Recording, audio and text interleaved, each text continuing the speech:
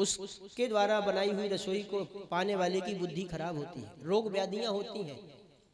और अगर सच्चाई पूछी जाए तो बिना पवित्रता के ही, ये बात किसी एक घर की नहीं है, हर घर की है जिसके घर में कोई प्रेत बाधा ना हो, ऐसा कोई घर नहीं होगा।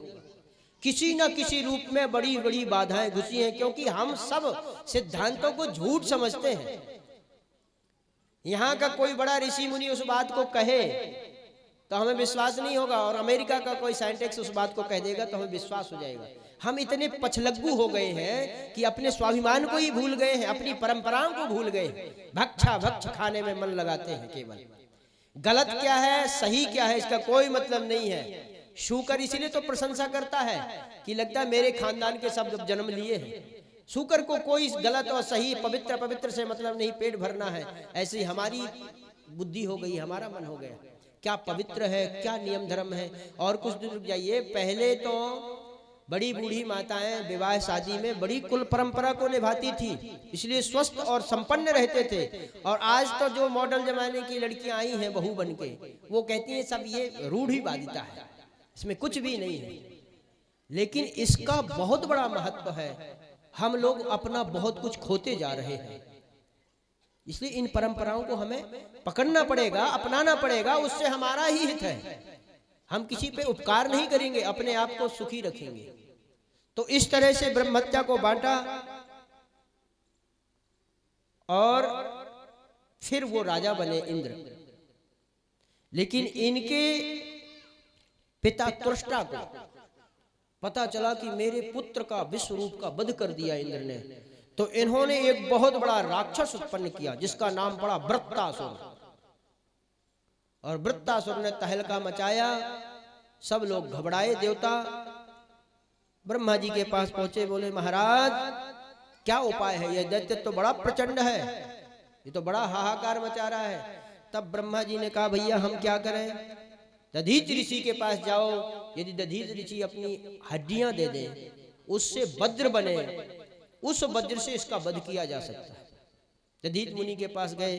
अब बताइए कौन कहेगा कि आप मुझे अपनी हड्डियां दे दो। देवता गए, बड़े सकुचित हुए। महाराज, दधीच मुनि ने पूछा क्यों देवताओं कैसे आना हुआ। बोले महाराज कहने में तो बड़ा संकोच लग रहा है, लेकिन क्या करें। बोले नहीं नहीं कहो, आप तो कह दो। महाराज आपकी हड्डियां चाहिए हमें।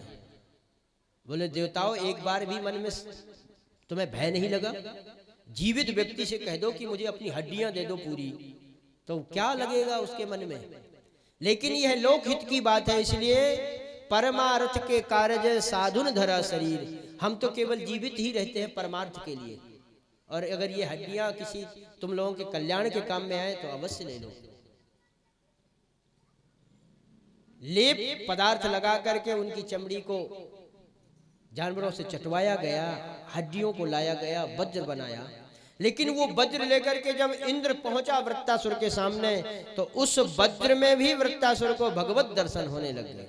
और वृत्तासुर प्रणाम करके प्रार्थना करने लगा, अहम हरेर्तव पादै कमूला दासानुदासो भवतास्मि भूयः।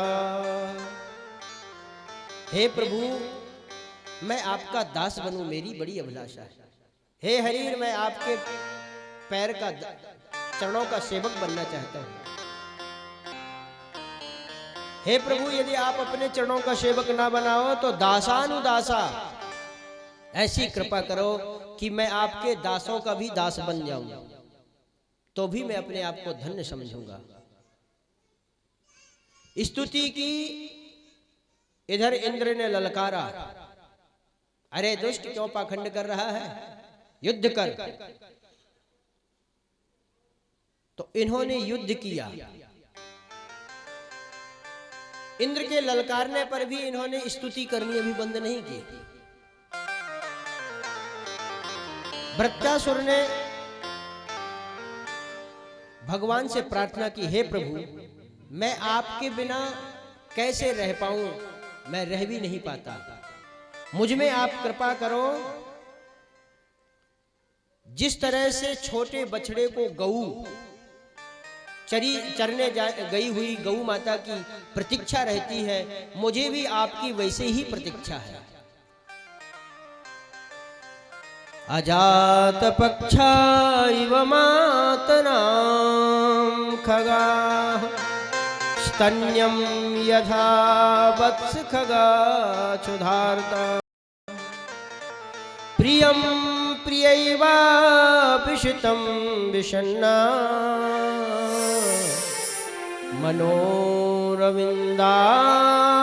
मनोरविन्दाक्षदृक्षते त्वाम्। हे अरविंदाक्ष, हे कमल नयन, मैं आपके लिए ऐसा तड़पूं, ऐसी कृपा करो जैसे छोटा सा बछड़ा जंगल में चरने गई हुई माँ की हमेशा याद में रहता है और हमेशा उसी की तरफ देखता रहता है, उसी के नाम को लेकर के बमाता रहता है। ऐसी मेरी मति हो जाए कि मैं हमेशा आपको ही देखता रहूं, आपकी तरफ ही नजर लगाए रखूं, आपको याद रखूं। तो इसमें एक भाव ये भी आता है कि भाई बछड़ा कब तक माँ की ओट देखता है, जब तक वो भूसा चारा नहीं खाता, और जैसे ही बड़ा हो गया तो माँ से मोह खत्म। तो इसको लगा कि शायद ये स्तुति मेरी सही नहीं होगी, तो फिर इन्होंने कहा जैसे खग, छोटा सा पक्षी जिसको अभी जन्म दिया है चिड़िया ने, और वो दाना लेने जंगल में गई है, तो वो देखता रहता है कि मेरी माँ कब आएगी, अपनी चोंच से कब मुझे दाना खिलाएगी, ऐसी मति मेरी हो। तो बोले भाई वो भी तो जब तक उड़ना नहीं जानता तब तक माँ की ओट देखता है, उसके बाद में माँ की बाट नहीं देखता वो, फिर तो खुद उड़ करके और फर फर करता रहता है, चिड़िया दाना चुगता है।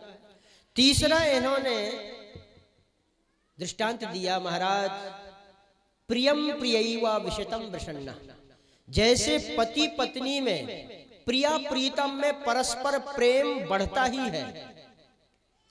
प्रेमी कितने भी बार मिले फिर भी प्रेम घटता नहीं है, हमेशा बढ़ता है। एक औरत जिसकी अभी शादी होके आई हुई है, वो ससुराल में आई, पति पत्नी साथ में रहते थे, पति बस 10 दिन ही रुक पाए साथ में, और उनको कहीं बाहर जाना हुआ। अपनी प्रिया से बोले, प्रिय अब तो हमें बाहर जाना पड़ेगा। अरे महाराज हमें 10 दिन आए हुए और आप बाहर चले जाएंगे, हम कैसे आपके बिना रहेंगे, हम नहीं रह पाएंगे। उन्होंने कहा देवी जीवन में सब जरूरी होता है, इसलिए हमें तो जाना ही पड़ेगा। तो बोले महाराज कब आएंगे? बोले 10 दिन के बाद। वो अनपढ़ थी, पढ़ी लिखी नहीं थी। बोले 10 दिन कितने होते हैं? बोले 1 2 3 4 5 6 7 8 9 10। बोले ये क्या होता है? तो उसने कहा देवी मैं तुम्हें 10 लाइनें खींच देता हूं और तुम नित्य 1 लाइन मिटा देना, और जिस दिन ये सब लाइनें समाप्त हो जाए उसी दिन मैं आ जाऊंगा। उसने कहा हाँ ये मेरे लिए ठीक रहेगा, आप ऐसा ही कर दो।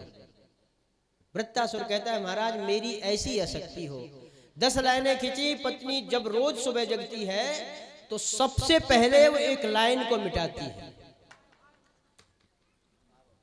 क्योंकि प्रीतम के मिलने की उत्कंठा है। और जैसे ही 10वें दिन वो लाइन मिट जाती है, प्रतीक्षा की घड़ी खत्म हो जाती है, वैसे ही वो अपने प्रीतम की बाट देखने लग जाती है।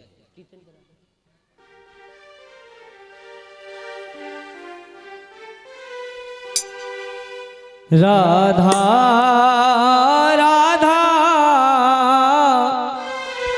राधा राधा राधा राधा राधा राधा राधा राधा जपो राधा श्री राधा श्री राधा राधा जपो राधा श्री राधा श्री राधा राधा राधा राधा राधा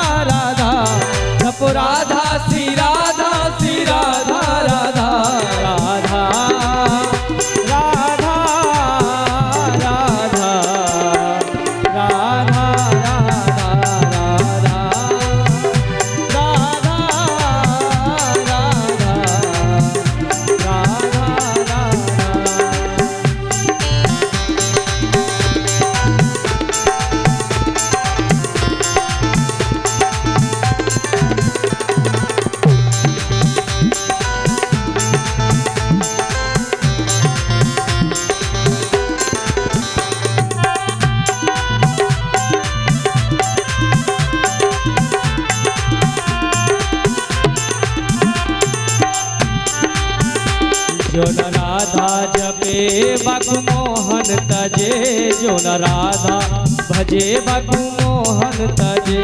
जो भी राधा रटे बकु मोहन मिले, जो भी राधा रटे बकु मोहन मिले।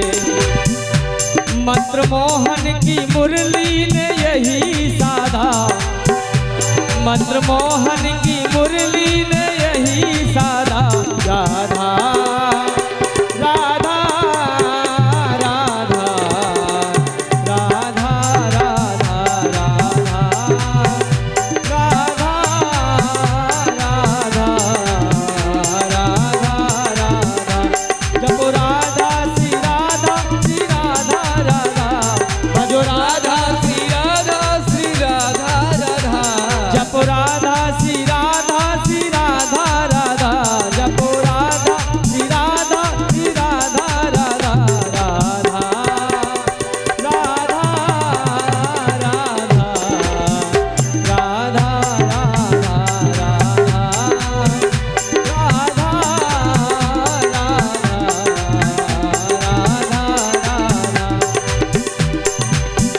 अच्छा देखिए राधा का उल्टा क्या होता है।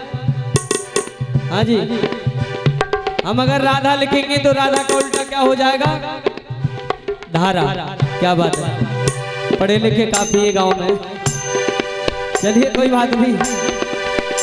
तो हम जब तक राधा नाम की इस धारा को नहीं बहाएंगे तब तक बिहारी जी कृपा नहीं करेंगे, क्योंकि कहते हैं राधे राधे रटो चले आएंगे बिहारी। तो आइए उसी राधा नाम को उच्चारण करते हुए, अपनी जिह्वा को पावन पवित्र करते हुए, दोनों हाथ उठा करके ताली सेवा करते हुए गाएंगे। राधा राधा राधा राधा राधा राधा राधा राधा राधा राधा। रटो राधा श्री राधा श्री राधा राधा, जपो राधा श्री राधा श्री राधा राधा। भजो राधा श्री राधा श्री राधा राधा, भजो राधा श्री राधा श्री राधा राधा। राधा राधा राधा राधा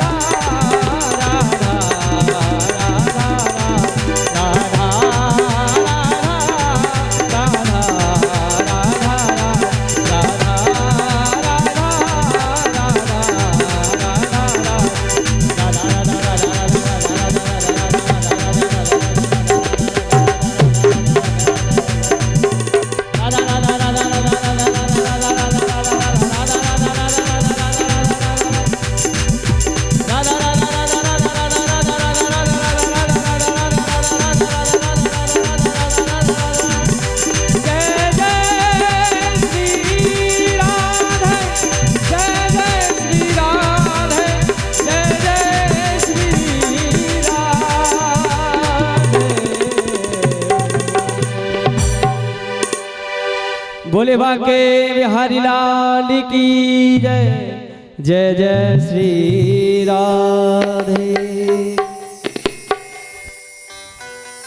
बोलो राधे राधे राधे राधे राधे राधे राधे राधे। वृत्तासुर ने स्तुति की।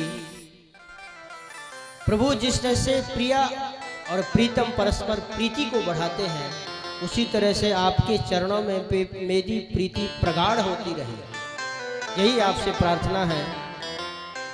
वृत्तासुर से इंद्र का युद्ध हुआ और इंद्र ने वज्र से वृत्तासुर के हाथों को काट दिया, लेकिन वृत्तासुर तो इंद्र को ही गटक गया।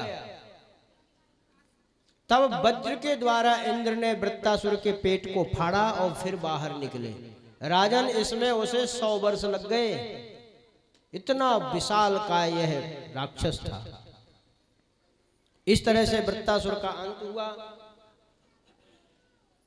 महाराज, ये वृत्तासुर था कौन?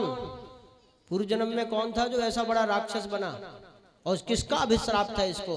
बोले चित्रकोटु नाम का राजा था, इसने 99 विवाह किए, लेकिन किसी भी पत्नी को पुत्र या पुत्री कोई भी संतान नहीं हुई। 100वां विवाह किया तो अंतिम रानी को एक पुत्र हुआ, लेकिन जैसे ही पुत्र हुआ तो राजा का सारा प्रेम उस रानी के प्रति चला गया। सब रानियों को बहुत दुख हुआ कि अरे ये तो सब कुछ हमको अपनी उंगलियों में नचाएगी, इसलिए सबने मन में विचार किया कि इसके पुत्र को ही मार दो, ना रहेगा बांस न बजेगी बांसुरी। तो खेल खेल में कि उसने उससे लिया, धीरे धीरे उस पुत्र को वध कर दिया पुत्र का। राजा और रानी बहुत रोने लगे। नारद जी महाराज आए। नारद जी ने पूछा, राजन क्यों रो रहे हो? बोले महाराज पुत्र, एक ही पुत्र था, 100 विवाह करने के बाद, और पुत्र नहीं रहा, इसलिए मैं जीवित नहीं रहूंगा। नारद जी ने कहा अच्छा, तो यदि पुत्र को जीवित कर दें तो जीवित रहोगे? बोले महाराज जीवित कर दीजिए आप। नारद जी ने कहा ठीक है। नारद जी ने कहा लाओ पुत्र का शरीर। मृत शरीर को मंगवाया। नारद जी ने आत्मा का आवाहन किया, जीवात्मन पश्यम भद्रम ते मातरम पितरम चते। हे जीवात्मन, तुम्हारा कल्याण हो, देखो ये तुम्हारे माता पिता रो रहे हैं, तुम आओ और अपने माता पिता का दुख दूर करो। नारद जी के बुलाने पर जीवात्मा तो प्रविष्ट हो गया उस कलेवर में, लेकिन जीवात्मा आते ही बोले, कस्मिन, आप किस युग के मेरे माता पिता हैं? अरे कितने बार मैं तुम्हारा माँ बाप बन चुका, और तुम आज मेरे माँ बाप बन के बैठे हो। आपको नहीं पता पूर्व जन्म की बात, मैं कितने बार तुम्हारा और तुम मेरे और बन चुके हो। इस तरह की बातों को सुन करके राजा को विराग हो गया। राजा ने सोचा जिसके लिए हम प्राणांत करने जा रहे थे उसको तो हमसे कोई मतलब ही नहीं है, तो हम झूठे को रो रहे थे। और राजा भगवत भक्ति में लग गए। चित्रकेतु राजा ही गंधर्व बने, और एक दिन भगवान भोलेनाथ माता पार्वती को अंक में बिठा करके प्रवचन कर रहे थे, अपनी जंघा में बिठा करके। तो जब ये वहां से निकले तो विद्याधर नाम का जो गंधर्व था, चित्रकेतु जो पूर्व जन्म में था, ये वहां से निकला तो इसने कहा देखो देखो पाखंड की बात, जिसको जगत पिता कहते हैं ये जगत जननी है, इनको शर्म नहीं आती कि समाज में कैसे बैठना चाहिए। भोलेनाथ को तो कोई फर्क नहीं पड़ता, भोलेनाथ तो सुनते रहे। लेकिन जब ये ज्यादा बड़बड़ाया तो माँ पार्वती को क्रोध आया, और माँ ने कहा अरे दुष्ट, तुझे माँ बाप में भी दोष दृष्टि दिखती है? अरे हम तुम्हारे माँ बाप हैं, जगत पिता जगत माता कहते हो, तो तुम्हें माँ बाप में भी दोष दृष्टि दिखती है। जाओ, हमारा श्राप है कि तुम राक्षस बन जाओ। उनके ही श्राप से यह चित्रकेतु जो पहले था वही विद्याधर गंधर्व बना, और वही आज वृत्तासुर बना। गिड़गिड़ाया, अरे माता श्री मुझसे तो बड़ी गलती हो गई, क्षमा करिए। माता जी ने कहा चिंता मत करो, हमने श्राप जो दिया वो तो होगा ही होगा, लेकिन तुम्हें अपने पूर्व जन्म की भगवत भक्ति स्मृति याद रहेगी। जो भी आपने भगवत भक्ति की है पूर्व जन्म याद रहेगा। आज वृत्तासुर उसी पूर्व जन्म के प्रभाव से भगवान की स्तुति कर रहा है। सुखदेव जी महाराज ने कहा, सुखदेव जी से परीक्षित जी महाराज ने कहा कि महाराज भगवान को एक तरफ तो समदर्शी कहते हैं, और दूसरी तरफ देखा जाता है कि भगवान हमेशा दैत्यों को क्यों मारते हैं। तो सुखदेव जी महाराज हंसे, बोले महाराज यही तुम्हारे दादाजी श्री युधिष्ठिर जी महाराज ने नारद जी से पूछा था, क्योंकि जिस समय भगवान ने शिशुपाल का वध कर दिया और शिशुपाल की ज्योति भगवान में समाहित हुई, तो पूछा महाराज ये तो बहुत बड़ा दैत्य था, लेकिन इसकी इतनी बड़ी गति जो इसकी आत्मज्योति परमात्मा में समाहित हो जाए। एक समय भगवान ने दैत्यों से कहा देखो भाई तुम लोग भी भजन किया करो। बोले महाराज तामस देह भजन नहीं होई, तामसी प्रवृत्ति हमारी, हम भजन कैसे करेंगे? बोले भाई हमसे कोई संबंध तो बनाओ। तो बोले महाराज तामसी लोगों को क्रोध ज्यादा आता है, आप कहो तो हम आपसे लड़ाई लड़ सकते हैं। भगवान बोले जैसे भी आओ लेकिन हमसे संबंध स्थापित करो। तो दैत्यों ने कहा महाराज देवताओं से आप संबंध बनाते स्तुति प्रार्थना का, और हमसे संबंध महाराज ये गदा बाण का, हम आपसे झगड़ा लड़ाई शत्रु का हम आपसे संबंध बना सकते हैं। आज से हम आपको परम शत्रु समझा करेंगे आप। इस तरह से भगवान कभी किसी से ना तो द्वेष करते हैं और ना भगवान किसी से प्रेम करते हैं। भगवान गीता में कहते हैं यो यथा माम प्रपद्यन्ते तांस तथैव भजाम्यहम्। अर्जुन जो मुझे जिस भाव से भजता है मैं भी उसी भाव से उसको भजता हूं। दैत्य कहते हैं महाराज हम शत्रु भाव से आपसे संबंध जोड़ेंगे। भगवान कहते हैं ठीक है, संबंध बना लो, कैसे भी बनाओ। इसलिए भगवान किसी से ना तो भेदभाव करते हैं और ना ही भगवान किसी से प्रेम करते हैं, ना द्वेष करते हैं। जिस समय हिरण्याक्ष का वध कर दिया उसी समय से हिरण्याकश्यप परम शत्रु बन गया भगवान का। सुखदेव जी कहते हैं राजन भगवान दैत्यों से केवल दैत्य समाज से ही विरोध नहीं करते, दैत्यों भी बड़े बड़े उनके भक्त हुए हैं, प्रहलाद जैसे, और प्रहलाद चरित्र को श्रवण कराया। हिरण्याक्ष का वध होते ही हिरण्याकश्यप परम शत्रु बना। उसने ब्रह्मा जी की तपस्या की और ऐसी तपस्या की भूतो न भविष्यति, अंगुष्ठ मात्र में पूरा शरीर धारण किया और ऊर्ध्व बाहु कर करके, और भगवान ब्रह्मा जी की तपस्या की, हड्डी में दीमक लग गई, मिट्टी का ढेर बन गया और तपस्या चल रही है। ब्रह्मा जी प्रकट हुए और ब्रह्मा जी ने कहा है वरम ब्रूही वरदान मांगो। इन्होंने तो पहले सबसे कहा महाराज मुझे अमर कर दो। बोले वो तो हम भी नहीं है, तुम्हें क्या अमर कर दे, एक दिन हमें भी मरना पड़ता है, तो हम तुम्हें ये वरदान नहीं दे पाएंगे। इसके बदले जितने वरदान चाहो मांग सकते हो, क्योंकि तुमने तपस्या ही ऐसी की है। तो उसने सब वरदान मांग ली। जितनी बुद्धि उसकी गई कि यहाँ यहाँ मौत हो सकती है, वो सब दरवाजे उसने बंद करा दिए ब्रह्मा जी से। अंदर बाहर ऊपर नीचे रात दिन मनो किसी भी सृष्टि में आपकी बनाई हुई सृष्टि के किसी भी जीव से मेरा वध मेरी मृत्यु ना हो, यहाँ तक मंगा लिया। ब्रह्मा जी बोले बस कर भैया, अब तो तू ज्यादा ही मंगाए चला जा रहा है, चलो जो मंगाया सो हमने दिया। और ब्रह्मा जी दे करके चले गए और ये आए सो बस इन्होंने अपना जलवा दिखाना शुरू कर दिया, सबको सताने लग गए। लेकिन कहते हैं जब कोई ज्यादा दुष्ट होता है तो उसी के घर में उसको सबक सिखाने वाला भगवान भेजता है। इससे कोई मुकाबला नहीं कर सकता था, इसलिए इसके घर में ही परम भक्त प्रहलाद जी महाराज आए। 4 पुत्र थे, छोटा पुत्र प्रहलाद था, पुत्र से खूब स्नेह था। प्रहलाद जी बड़े हुए तो सुखदेव जी महाराज कहते हैं राजन लेकिन प्रहलाद को एक ग्रह लगा हुआ था। बोले कौन सा ग्रह? नवग्रहों में से शनि राहु केतु शुक्र शनि कौन सा लगा था? बोले ये 9 ग्रह नहीं थे, कृष्ण ग्रह ग्रहीत आत्मा, कृष्ण ग्रह लगा था। तो बोले महाराज कैसे पहचान करें कि हमें 9 ग्रह लगे हैं कि 10वां ग्रह कृष्ण ग्रह लगा है? बोले हर ग्रह की कोई ना कोई परेशानी खड़ी हो जाती है लगने पर। शनि लगा है तो ये परेशानी है, राहु केतु लगे हैं तो ये प्रॉब्लम है। तो बोले कृष्ण ग्रह लगने का क्या पहचान है कि कृष्ण ग्रह लगा है? तो बोले जिसको कृष्ण ग्रह लगता है उसकी ऐसे ही गति हो जाती है जैसे श्री प्रहलाद जी महाराज की हुई है। क्वचिति वदति वैकुंठा चिंताश्चावल चेतनः क्वचित् धरति तच्चित्ताह्लादौर्गायति क्वचित्।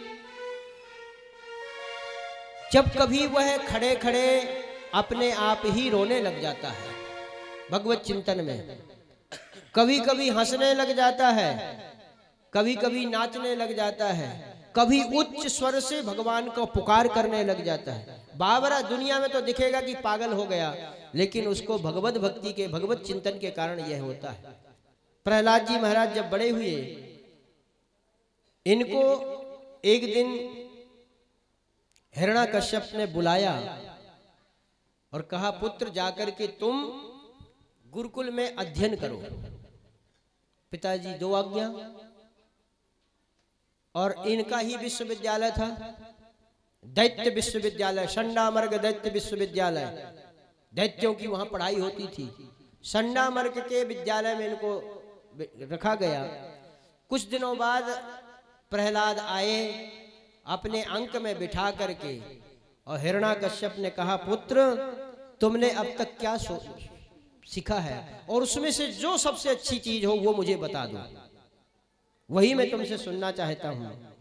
प्रहलाद जी ने कहा कि महाराज आप अच्छी चीज सुनना चाहते हैं कि क्या सीखा है वो सुनना चाहते हैं? बोले नहीं, उसमें से अच्छी चीज क्या है वो बताओ। तो प्रहलाद जी महाराज ने उनसे कहा, तत्साधु मन्ये सुरवर्य देहिनाम सदा समुद्वे प्रधियात्म सद्ग्रहा हित्वात्मगातं ग्रहमन्धकूपम्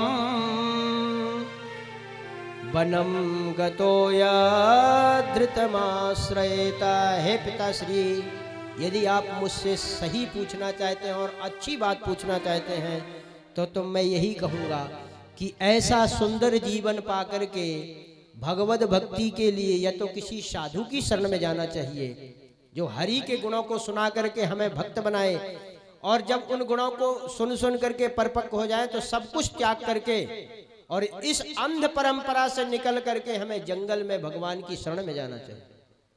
जैसे ये बात सुनी सो ये आग बबूला हो गया, गुस्सारे दुष्ट, ये तुझे किसने सिखा दिया? और सीधे इसके गुरुओं को संडामर को बुलाया। अरे उन्होंने प्रणाम किया, महाराज आदेश करें। बोले ये सब औपचारिकताएं बाद में दिखाना, पहले बताओ कि इस मेरे पुत्र को तुमने क्या सिखाया है। बोले महाराज हमने क्या सिखाया, हमने तो वही सिखाया है जो सबको सिखाते हैं। जिस चीज को आपने परंपरा से रख दिया है कि हमारे विश्वविद्यालय में, हमारी शिक्षण संस्थान में यही पढ़ाया जाएगा, हम वही पढ़ाते हैं।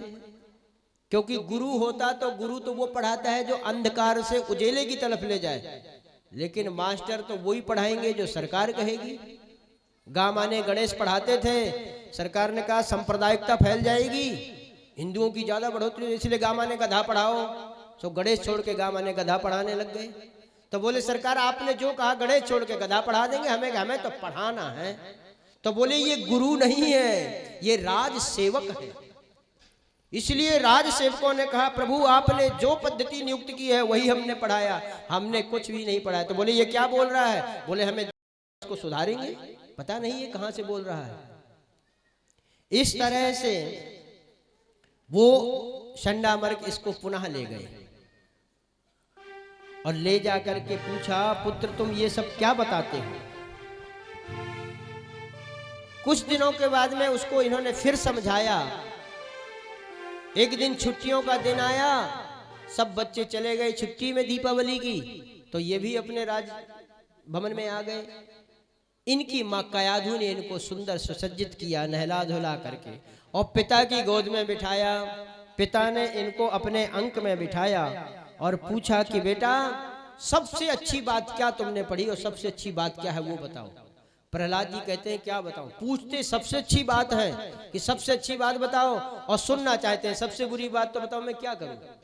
षंडामर्ग आगे थे, षंडामर्ग से प्रहलाद जी ने इशारा किया गुरुजी मेरी गलती नहीं है, क्योंकि पिताश्री बार बार यही कहते हैं कि सबसे अच्छी बात बताओ, तो मैं तो अच्छी बात बताऊंगा। ये मुझसे पूछते कि सबसे बुरी बात क्या है, तो मैं इनकी गाथाएं गाता, मेरा दोष नहीं है। तब उन्होंने पहले एक बात दो बात बताई कि भगवान के संतों के संग में लग के भजन करो।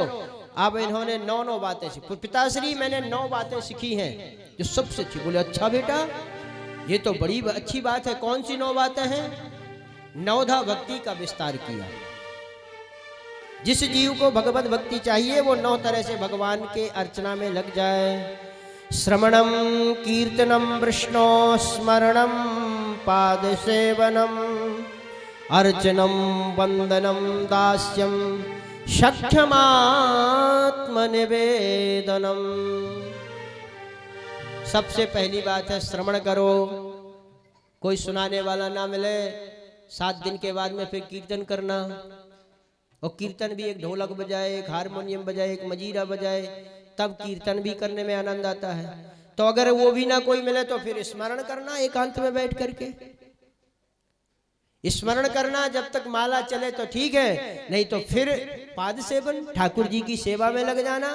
कभी ठाकुर जी को स्नान कराया, कभी वस्त्र पहनाए, कभी श्री जी का भोग लगाया।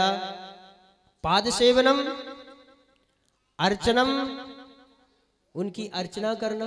कभी पुष्पों की माला है, पुष्पों से, कभी तुलसी दल से अर्चन करना, उनसे प्रार्थना करना, वंदन करना। फिर अपने आप को प्रभु का दास समझना। हम भगवान के ही दास हैं। ऐसा नहीं कि ठाकुर जी अलमारी में बिठा दिए बस भूल गए। प्रभु को अपना उनका दास समझे। और दास क्या होता है? दास वो होता है जो हमेशा ठाकुर जी की सेवा में लगा रहे। तो दास आत्म निवेदन कर दो, फिर अपने आप को प्रभु का समर्पित कर दो। जैसे ही ये बातें उन्होंने सुनी सो उसके तो करंट लग गया, बच्चे को जमीन में पटक दिया। अरे दुष्ट, तूने ये सब क्या सीखा?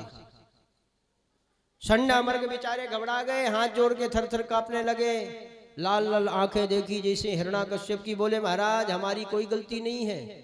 तो बोले फिर इसको ये कौन सिखाता है? बोले ये सिखा सिखाया आया है, किसी ने कुछ नहीं सिखाया, ये दूसरों को बर्बाद करने वाला है। हम समझ गए ये पूरा सिखा हुआ है, लेकिन एक बार फिर हमें ये दीजिए, हम इसको फिर सुधारने की कोशिश करेंगे। और अब इनको लेकर के गए तो शंडामर्क कहते हैं अरे दुष्ट, तू दैत्यों के चंदन वन में ये कांटे का पौधा कहां से उदय हो गया? देखिए अपने को चंदन वन कह रहे हैं और प्रहलाद जी को कांटे का वृक्ष बताते हैं। इतने सुंदर चंदन वन में कहां से कांटा का पौधा पैदा हो गया? तू जानता नहीं हमारी क्या पद्धति है। और अब इनको एकांतिक रख करके और इनको पढ़ाया जा रहा है, लेकिन इनकी वही गति रही। इनको बड़ी बड़ी यातनाएं दी गई राजा की तरफ से, किसी तरह से ये विष्णु का विरोधी बन जाए, मेरे शत्रु का विरोधी बने मेरा पुत्र, और मेरे शत्रु का मित्र अगर मेरे घर में होगा तो ये मेरा परम शत्रु हो जाएगा, क्योंकि शत्रु का मित्र भी शत्रु ही होता है। प्रहलाद जी को शत्रु समझने लग गए। और प्रहलाद जी को जैसे ही यहाँ गुरुकुल में पुनः लाए तो प्रहलाद जी से दैत्य भक्तों ने पूछा, क्योंकि प्रहलाद जी को अलग रखा जाने लग गया, यातनाएं दी जाने लग गई। दैत्य बालकों ने कहा प्रहलाद तुम्हें डर नहीं लगता? तुम्हारे ये ऊपर इतने घात करते हैं, इतना तुमको सताते हैं, और तुम्हारे पिता से तो सब कोई डरता है, तुम्हें डर नहीं लगता? प्रहलाद जी ने कहा एक बात बताओ, तुम्हें मेरे पिता से तो डर लगता है, लेकिन वो भी तो एक परम पिता है, क्या उससे डर नहीं लगता तुम्हें? इसलिए मुझे इस पिता से भय नहीं लगता, मुझे उस पिता से भय लगता है अगर मैं कुछ गलत करूंगा तो। और प्रहलाद जी ने दैत्य बालकों को समझाया कि देखो भाई, ये परंपरा चली आई है, ये अंध परंपरा है। जैसे कुछ अंधे जा रहे थे, और अंधों की आदत होती है एक दूसरे को पकड़ के चलने की, और ये आश्चर्य की बात है, एक अंधा होगा तो उसके पीछे कई अंधे होंगे, एक दूसरे को पकड़ेंगे। अरे भाई, किसी देखने वाले को पकड़ते तो भी चलता, और सब अंधे अंधे को ही पकड़ के चलते हैं। प्रहलाद जी कहते हैं अंधों की टोली जा रही थी, एक अंधा कुआं में गिर गया, तो पीछे से आवाज आई, क्यों भाई ये धम्म की आवाज क्या आई है, कोई खतरा तो नहीं है? सो उस अंधे ने सोचा कि ये तो बदमाश है सब, अगर मैं कह दूंगा कुआं है यहाँ मत आना तो मुझे छोड़ के सब चले जाएंगे, इसलिए उसने कहा नहीं नहीं कोई परेशानी नहीं है, आराम से चले आओ। सो एक के ऊपर एक सब धमाधम चले गए कुएं में ही। बोले ऐसे ही इस दुनिया की परंपराएं बनी हुई हैं। एक व्यक्ति था, उसने कहा कि नाक कटाओ और भगवान मिलेंगे। तो कुछ लोग, सत्संग चल रहा था, लोगों ने सोचा कि यार नाक कटाने से अगर भगवान मिल जाए तो क्या जाएगा, प्लास्टिक का नाक लगवा लेंगे। सो पहुंच गए कि भाई किसी ने हिम्मत की कि चलो मेरी नाक काटो, मुझे भगवान के दर्शन कराओ। गया और पर्दे के पीछे नाक काटी। उसने कहा भगवत दर्शन। बोले मूर्ख है क्या, नाक कटाने से भगवान मिलते तो सूपना खा को क्यों नहीं भगवान मिल गए? उसको तो पति रूप में चाहिए थे, क्यों नहीं मिले? तो बोला तुमने तो कहा था। बोले अब तू मत कहना किसी से कि भगवान नहीं मिले, नहीं तो तुझ पे सब हंसेंगे। तो बोले क्या कहूं? बोले कहना हाँ हाँ भगवान के दर्शन हो गए। पर्दे के बाहर आया, सो बोला देखो भाई मैंने इसको दर्शन कराए। उससे पूछा क्यों जी दर्शन हो गए? अरे बोले बड़े दिव्य चतुर्भुज रूप में भगवान के दर्शन हुए। वो सोचा अगर मैं ही नक्कटा रहूंगा इस दुनिया में तो सब हंसेंगे, इसलिए और नक्कटे हो जाए मेरी संप्रदाय में। सो एक एक की नाक काटते गए, नक्कटी संप्रदाय ही चल गई। तो इस दुनिया में जो फंसा हुआ है वो सोचता है मैं क्यों छोड़ूं, मैं भी इसको फंसा दूं। इस तरह से प्रहलाद जी से दैत्य बालकों ने कहा प्रहलाद हमने सुना है कि पूजन भजन या भगवान का भजन तो सब बुढ़ापे की बातें हैं, बुढ़ापे में करना चाहिए, और तुम अभी से कर रहे हो। तो प्रहलाद जी ने कहा कि 100 वर्ष की आयु है, जिसमें 100 वर्ष रात दिन मिला के होते हैं। 50 वर्ष रात्रि के निकाल दो, बचे 50 वर्ष, और 50 वर्ष रात्रि के सोने में निकाल दिए। 50 वर्ष में से 12 वर्ष तक तो तुम बालक ही रहोगे, तुम्हें कुछ ख्याल खबर और कुछ नहीं रहेगा, तो ये निकाल दो। फिर पढ़ाई करोगे सो वो निकाल दो, फिर विवाह हो जाएगा सो वो निकाल दो। बचाओ तुम्हारे पास कुछ बचा? कुछ वर्ष तो वृद्धावस्था के हो जाते हैं, और वृद्धावस्था में कुछ भी नहीं हो सकता है। इसलिए जब गुलाब का फूल सुंदर लगे, दिव्य खिला हुआ पुष्प हो, तब तो ठाकुर जी को समर्पित करना चाहिए कि घर में रखे रखे सूख जाए और फिर कह दो लो ठाकुर जी ये आपको। भगवान कभी स्वीकार करेंगे? हम जब सब गुणों से संपन्न हो और सब करने में सामर्थ्य हो, यह कार्य बालावस्था से ही किया जाता है। इसलिए तुम लोग परेशान मत हो कि ब्रज रज में लोट लगा ली जो जब तू वृंदावन आवे, जब तू वृंदावन आवे, जब तू बरसाने आवे। ओ ब्रज रज में लोट लगा ली जो जब तू बरसाने आवे, ब्रज रज में लोट लगा ली जो जब तू वृंदावन आवे।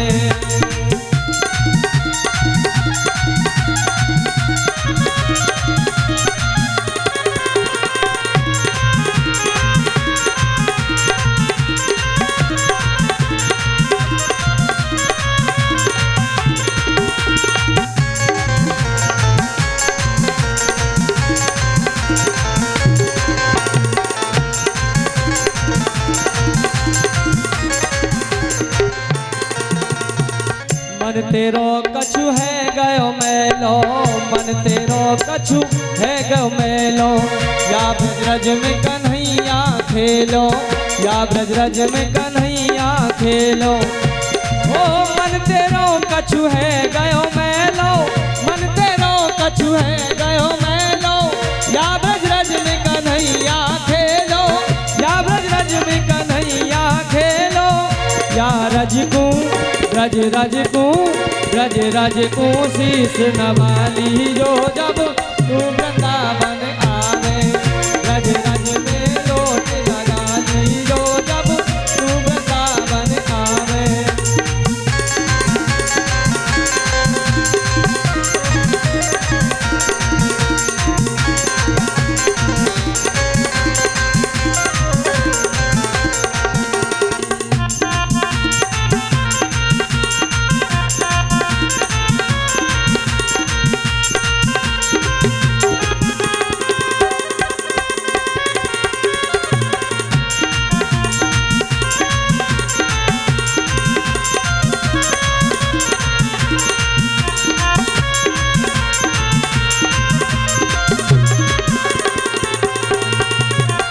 राधा नाम की जप ले माला, राधा नाम की जप ले माला, मिल जागो तोए मुरली वाला, मिल जागो तोए मुरली वाला। राधे नाम की जप ले माला, राधे नाम की जप ले माला, मिल जागो तोए बंसी वाला, मिल जागो तोए बंसी वाला।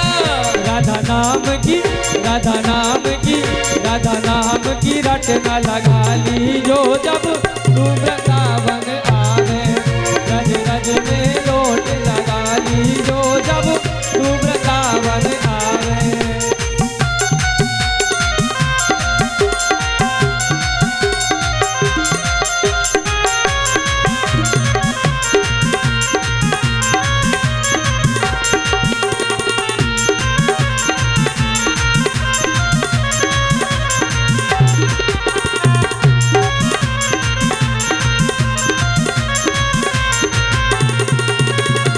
गहबर बन की छटा निराली, गहबर बन की छटा निराली, झुक रही पतन की डाली, झुक रही पतन की डाली। या बन को, या बन को, या बन को शीश नवाली, जो जब तू वृंदावन आवे, रज रज में लोट लगा ली, जो जब तू वृंदावन आवे।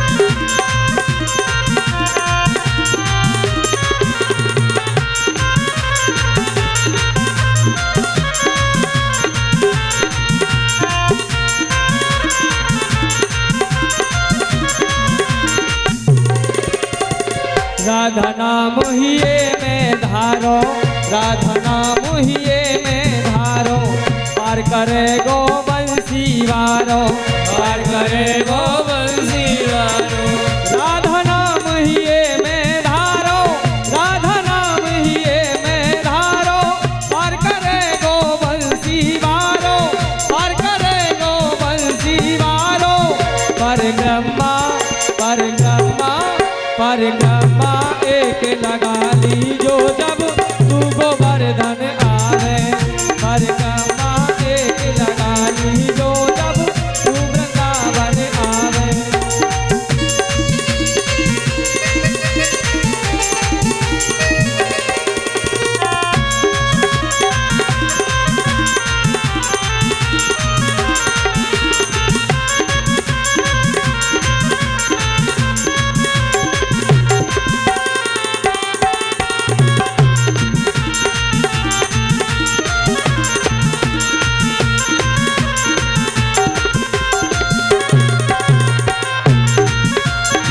तू वृंदावन आवे, जब तू गोवर्धन आवे, जब तू वृंदावन आवे, जब तू गोवर्धन आवे।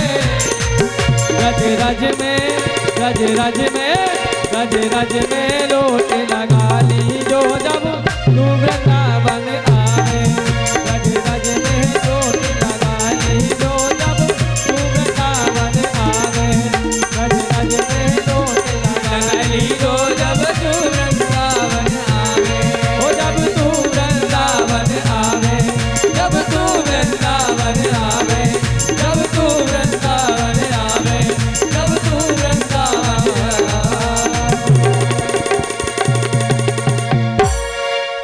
बोले बाके बिहारी लाल की जय, जय जय श्री राधे। बोलो राधे राधे, राधे राधे। प्रहलाद जी महाराज दैत्य बालकों को समझा रहे हैं, भैया बालापन से ही भगवान का भजन और भगवान की भक्ति करनी चाहिए। दैत्य बालक बात कर रहे थे, दैत्य के बालकों ने पूछा, प्रहलाद हम एक ही गुरुकुल में तुम्हारे साथ में पढ़ रहे हैं और उसी राज्य में रहते हो, उसी राजा का यह विश्वविद्यालय है, फिर तुम्हें इतनी अच्छी शिक्षा कहाँ से प्राप्त हो गई? हमारे गुरुजी ने ये हमें तो कभी नहीं पढ़ाया कि कोई विष्णु है उसका भजन करना चाहिए। तब प्रहलाद जी ने कहा, देखो सुनो, जिस समय मेरे पिता तप करने के लिए चले गए, उस समय इंद्र को पता चला कि हिरण्याकश्यप तप करने गया है। तब इंद्र ने मेरी मां को पकड़ लिया, ले जाने लगा, क्योंकि उसको पता था कि मैं उसके गर्भ में हूं। क्योंकि शत्रु का कुत्ता भी मारने को मिल जाए तो संतुष्टि हो जाती है कि चलो उसको नहीं मार पाए, उसके कुत्ते को तो मार दिया एक डंडा। तो इंद्र इनसे द्वेष करता था। लेकिन जब मेरी माँ को ये पकड़ के ले जा रहा था, उसी समय नारद जी महाराज मिले और नारद जी ने कहा इंद्र को डांटा कि अरे तुम एक अबला पे हाथ उठा रहे हो, कैसे तुम देवताओं के राजा हो। इंद्र ने कहा महाराज आप नहीं जानते हैं, यह मेरे शत्रु के पुत्र को अपने गर्भ में पाल रही है, इसलिए मैं उसका नाश करूंगा। लेकिन नारद जी के कहने पर उसने मेरी माँ को छोड़ दिया। हम लोग यहाँ आ गए, लेकिन माँ के प्रार्थना करने पर, क्योंकि माँ का जो भी जीवन था वो नारद जी की कृपा से प्राप्त हुआ। माँ ने कहा महाराज मैं आपको गुरु बनाती हूँ, लेकिन मुझे जब तक मेरे पति नहीं है तब तक आप किसी गुप्त जगह में, किसी आश्रम में रखें जो मैं आपका नित्य सत्संग पाऊं। और नारद जी मेरी माँ को नित्य सत्संग कराते। मैं गर्भ में था, और गर्भ में जब बालक हो तो गर्भ से ही उसकी शिक्षा शुरू हो जानी चाहिए। जैसा पुत्र चाहिए वही मिल सकता है। देखिए यह भारत भूमि है और सकल पदार्थ है जगमाही, कर्महीन नर पावत नाही। हम कहते हैं हम भगवान को नहीं पा सकते, हमने चाहा ही तो नहीं है। हमारा बेटा बहुत खतरनाक है, उसके बेटे बड़े सज्जन, उन्होंने उसको ऐसे संस्कार दिए हैं, आपने ध्यान ही नहीं दिया अपनी संतान पर। उनके सत्संग से ही मुझे ये पता था, गर्भ से ही, कि भगवान विष्णु ही सबके रक्षक हैं। और गर्भ से जो बात बीज जैसा होगा वृक्ष भी वैसे ही लगाया जाएगा। अब वो बात अलग है कि किसी नीम के पेड़ में कोई पीपल का छोटा सा पौधा उग जाए, लेकिन वो वृक्ष नहीं बन सकता, बीज ही वृक्ष बनेगा। तो जब गर्भ से ही मुझे संस्कार था, इसलिए मुझे भय नहीं लगता है। अच्छा, तो विष्णु नाम कीर्तन करने से क्या होता है? नारद प्रहलाद जी ने कहा करके देख लो, और प्रहलाद जी सबको कीर्तन कराने लग गए। और जैसे ही कीर्तन कराने लग गए, इतने में ही संडामर्क आ गए, और अब तो उछल कूद करके कीर्तन करने लग गए। सो संडामर्क को ये पता चला कि बच्चे कीर्तन कर रहे हैं, और अभी तक तो प्रहलाद बर्बाद था, अब तो सारे गुरुकुल के बच्चों को बर्बाद कर दिया। सो उसने राजा को भी संदेश भेजा कि जाओ राजा को बुला के लाओ, राजा हमारे ऊपर लांछन लगाते हैं, देखो तो ये क्या कर रहा है प्रहलाद। सो राजा जब तक आया तब तक संडामर्क ने सोचा कुछ बच्चों को तो पकड़ के मैं सही कर दूं, लेकिन जैसे ही दूसरे बच्चों को पकड़ा सो संडामर्क भी नाचने लग गए, क्योंकि करंट जिसको लगेगा वो ही फड़फड़ाने लगेगा। और ये हरि नाम भक्ति का करंट है, और हकीकत में ये करंट बहुत खतरनाक होता है। गांव में एक कोई भक्त जी हो जाए तो 10 भक्त बना लेंगे वो। तो जैसे संडामर्क नाचने लग गए तो हिरण्याकश्यप ने सोचा कि कहीं मैं पकड़ने जाऊं तो मैं भी ना नाचने लग जाऊं, इसलिए उसने बहुत जोर से दहाड़ लगाई। उसकी दहाड़ को सुन करके बेचारे बच्चे ठठुक गए। किसी का हाथ कमर में है तो किसी का हाथ सिर में है। जैसे ही ठुमका लगा रहे थे वैसे ही मूर्ति बन के खड़े हो गए। लेकिन प्रहलाद जी ने इशारा किया, घबराना मत, मैं हूं तुम्हारे साथ। दैत्य बालक तो थरथरा रहे थे कि राजा के सामने आज हमारी क्या गति होगी। प्रहलाद जी को ये पकड़ लाया वहां से।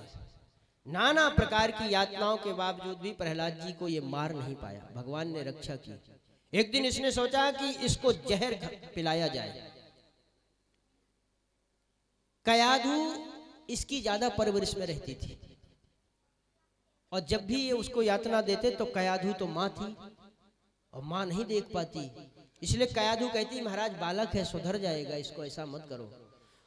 हिरण्याकश्यप ने कहा कि आज तुम अपने बेटे को अपने हाथ से ही जहर दो।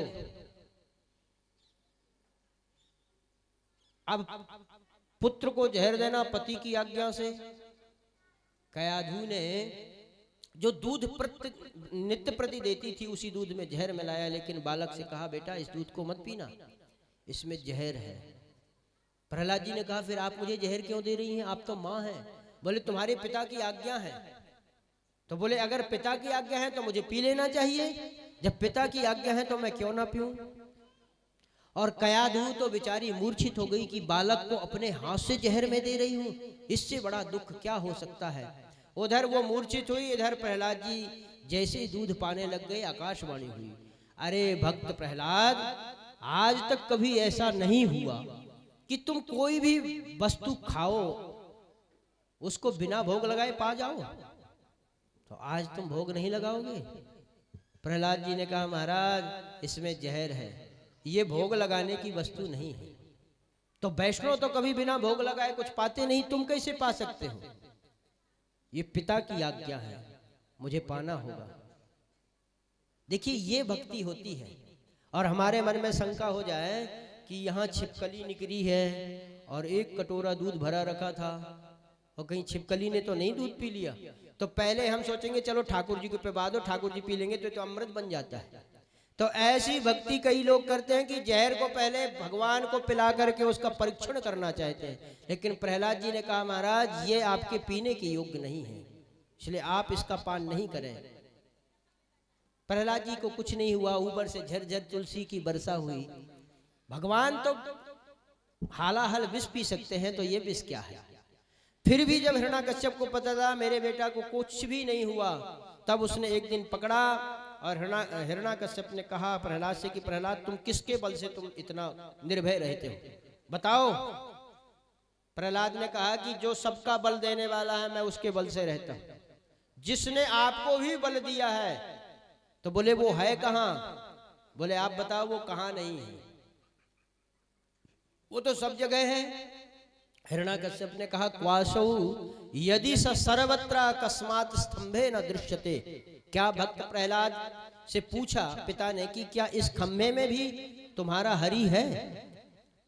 प्रहलाद ने कहा कि मेरी दृष्टि से देखो तो मुझे इसमें भी हरि दिखाई देता है। खम्भे को तप्त अंगार की तरह करवा दिया।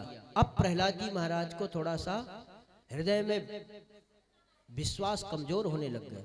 प्रहलाद जी ने सोचा कि मेरे तो बड़े ही सुकोमल हैं और इसने तो पूरे खम्भे को ही लाल करा दिया, शायद भगवान इतने सुकोमल इस खम्भे में ना हुए, तो मैंने तो कह दिया है कि इसमें भी भगवान है, तो मेरी बात कहीं झूठी ना हो।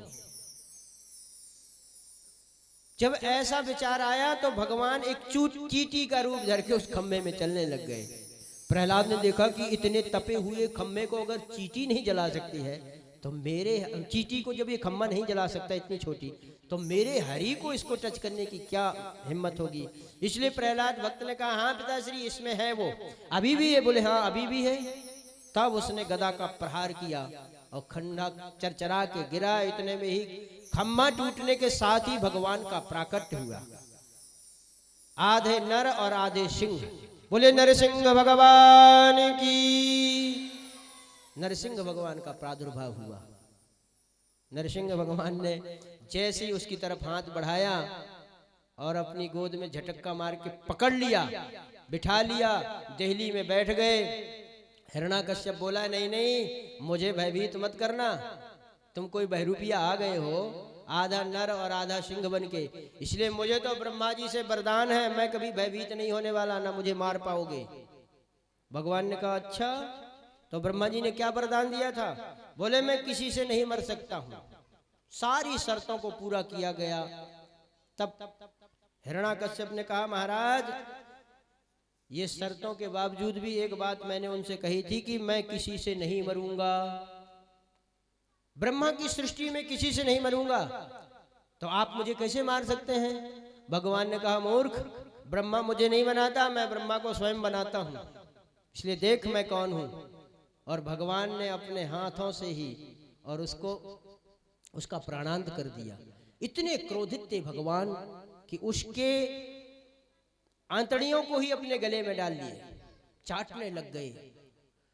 सब देवता भयभीत हो गए कि भगवान इतने क्रोधी हैं, आज इनको कैसे शांत किया जाए। सब लोग गए दौड़े दौड़े महारानी लक्ष्मी के पास में, देवी जी आप चलो। लक्ष्मी जी बोली अरे ये कौन सी बड़ी बात है, मेरे पति को तो मैं चुटकियों में नचा देती हूँ, 2 मिनट में शांत कर दूंगी, अभी चलो। सो लक्ष्मी जी थाल लगा करके आई आरती की, और जैसे ही आरती की थाल लगा के आई, माताओं का स्वभाव होना चाहिए कि ज्यादा ऊपर दृष्टि करके ना चले, नीचे दृष्टि रहती है। सो जैसे ही नरसिंह भगवान के पहले पैरों में दृष्टि डाली, सो भगवान का वही पीताम्बर वही स्वरूप था, और जैसे कमर के ऊपर दृष्टि गई सो मैया दैया करके फेंकी थाली, अरे भगवान ये कहाँ ले आए, ये तो मेरे पति हो ही नहीं सकते हैं।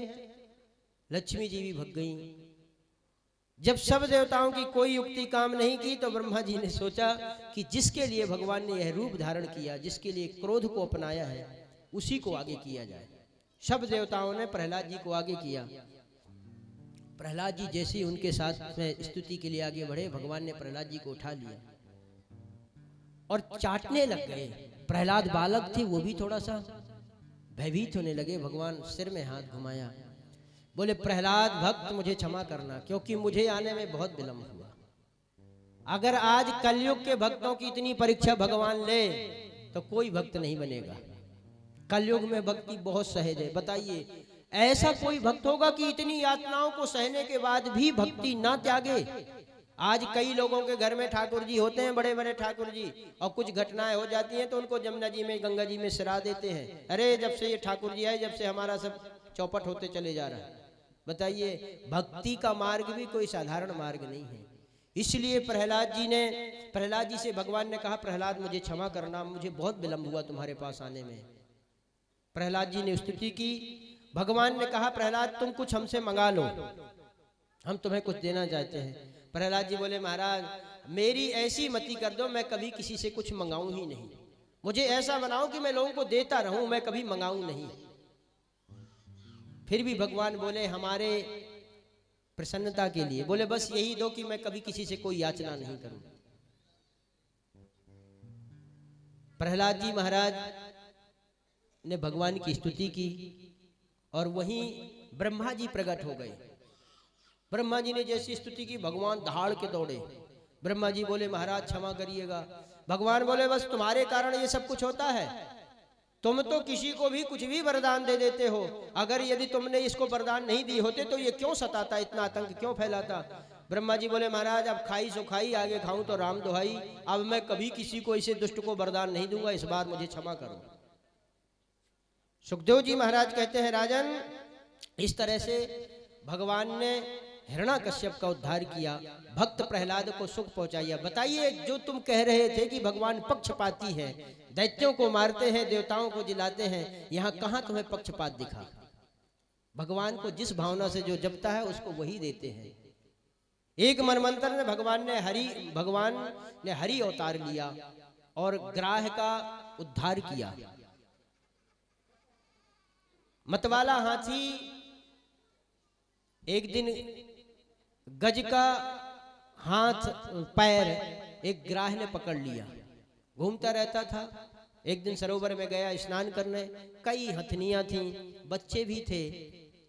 सरोवर में खूब जल क्रीड़ा की, लेकिन जब जल क्रीड़ा करके सब चलने लगे तो हाथी का पैर ग्राह ने पकड़ लिया, गज का पैर।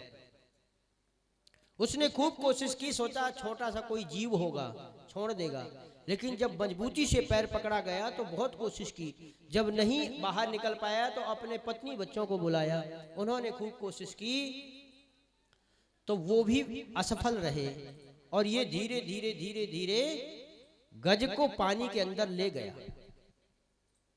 जब पत्नी और पुत्रों ने देखा कि अब ये तो गए तो फिर वो भी मुंह मोड़ के चलने लगे, भाई तुम्हारे साथ में और कौन मरे। यही दुनिया का रहस्य है। प्रीतम जान लियो मन माही, अपने स्वार्थ सब जग बांधो को काहू को नाही। अपने स्वार्थ में ही सब बंधे हुए हैं, बाकी किसी का कोई नहीं है।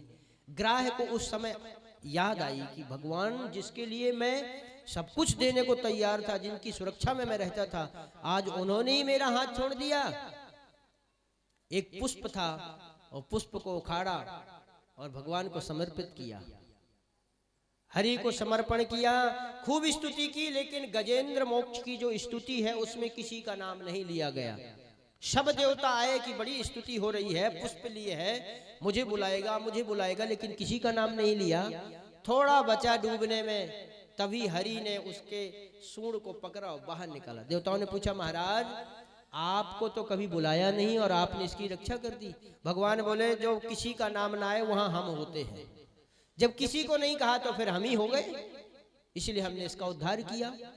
अपने चक्र से ग्राह के गर्दन को काटा, गज का उद्धार किया। इस तरह से भगवान हरि के अवतार में आए। राजा ने पूछा महाराज ये गज और ग्राह के थे कौन?